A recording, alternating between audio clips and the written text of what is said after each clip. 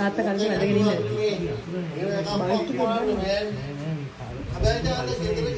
යතර තාත්තා ගැර කල්පේ ගාස්තු. පස්සේ තමයි වෙන්නේ. මොකද ෂොට් එකක් දාලා කියනවා අපේ උන්දා ඉතින් ගැලවි වන්න හම්බෙන්නේ. මා හතරාටේ දෙන්නේ. බෙරේවා ගන්න බැරිද? බතේනි මොකක්ද අද දෙකෙන් අපේ ගන්න? මුලක් 10යි. මලක් 10යි පල්ලි පෙට්ටිය 10යි 3000යි. ඒත් මගේ රැව් අම්මා. ඔතනනේ බලමු මොකද වෙන්නේ කියලා. අබේ දැන් මම විද්‍යාලවල ඒ අපේ නෝනාගේ මුණ බේර කරනවා මොකද හරි අසත්ත ගත්තම එන්නේ. අනේ ඉතින් කටේතෝගේ ගෑනුණා ඉතින් කොච්චර ඉන්නවද කියලා නේ. බලමු මොකද වෙන්නේ.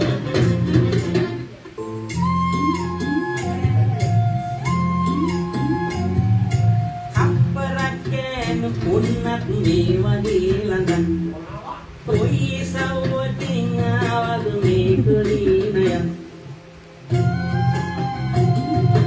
අන්තරච්චලෙන් වේරිලා ඉන්න තව ටිකක් දෙයනේ නොචි මේ ළඟින් නැති එක පුරුවේ පින